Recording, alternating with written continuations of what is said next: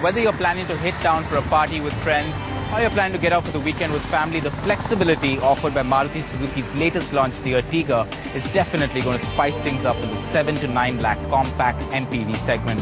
Now, it's based on the Swift's extended platform and will be available in both petrol and diesel variants. Of course, Vikram Gaur checked it out, so we have all the details.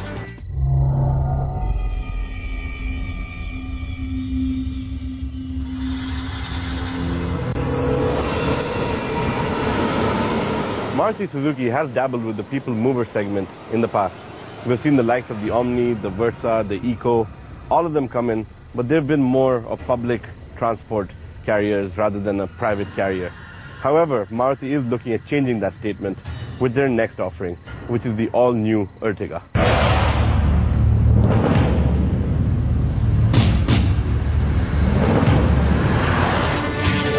Be it design, ergonomics, and even the choice of power plant, the Ertiga seems to be built with the intentions of keeping your family happy.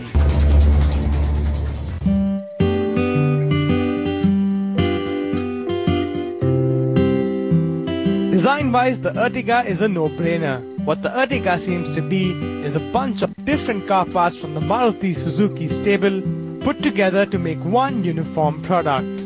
Think of it as Maruti's Frankenstein. No matter which way you look at it, I have to say that Maruti has done a very good job of designing this car. But at the same time, they've also taken inspiration from individual models. For example, the front is clearly inspired by the Ritz. And when you look at it from the rear three-quarter, you see a very large amount of Honda Jazz flair over there. The overall package though, great fit and finish, and it looks stunning.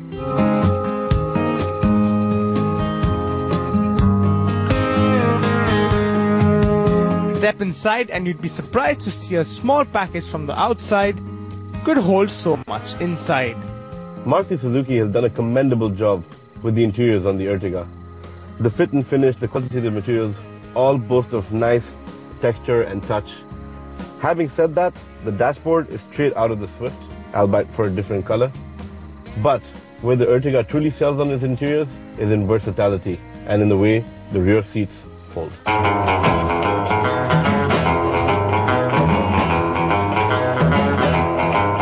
The Ertiga with its 3-row layout might look like a tight squeeze from the outside, but this well-packaged 7-seater boasts of ample space to comfortably fit you and your family without having them to be Siamese twins. Coupled to that are a host of safety features and creature comforts. Looking at the creature comforts first, you've got steering-mounted audio controls, a neatly integrated audio system that has a CD player, your AM/FM radio, as well as your aux USB portal. Pumps out great sound on the speakers, I should tell you that.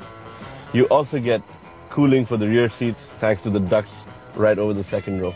The third row doesn't get AC ducts, which is a bit of a setback in such a big car. But then again, it's built to a price. Looking at the safety features, you've got airbags up front for the driver as well as the co-passenger, a height adjustable seat belt, ABS and EBD.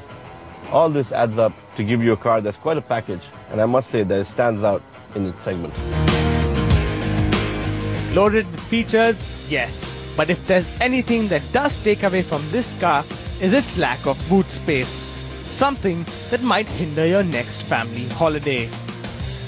Now, powering the Ertiga are a range of 2 engines that work quite well as power horses for a reasonably large chariot. When it comes to powering the Ertiga, you get 2 choices, namely a petrol and a diesel. The petrol is an all-new 1.4 VVT engine that develops 95 PS of power and 130 Newton meters of torque. The diesel, on the other hand, is an engine we're rather familiar with.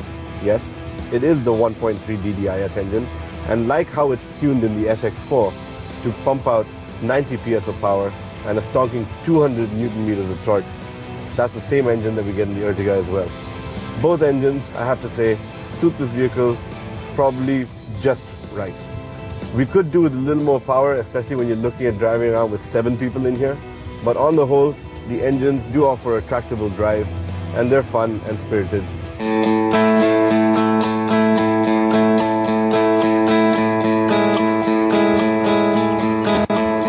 When it comes to ride comfort, The Ertiga comes with McPherson struts up front and a torsion beam tire rear axle.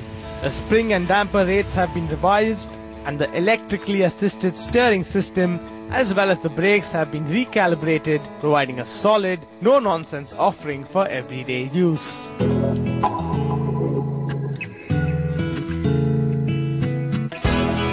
Move on to economy, and though we haven't yet tested the car on our test tracks, we can comfortably say, do expect the Ertiga to be ultra reliable and at par with best in class as regards to fuel efficiency, a true Maruti Suzuki hallmark.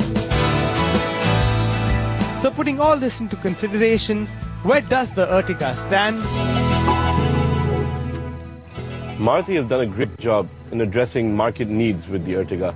They've designed a vehicle here that suits different categories and stratas across requirements in terms of space, future comfort, what you're looking for in terms of a car or a van or an SUV. It is an MUV. It is a lifestyle MUV, I should put it that way. It's not just your A to B people mover.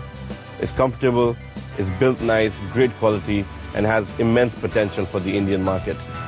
But having the final word on what will spell success for the Ertiga is Adil. This is a car which is showing Maruti and Suzuki at its very best. Taking the componentry, the experience it has had of conjuring up models from within a wide variety of building blocks which already has got. This is about a car which can deliver across the board and still keep the Maruti user within the family itself. All in all, the one vital ingredient which is needed now in the final analysis will be revealed on the 12th of April, and that would be the price. If they price just about a little bit higher than the Swift Desire, expect this car to lead to a rash of other products in this very vein from a lot of other manufacturers.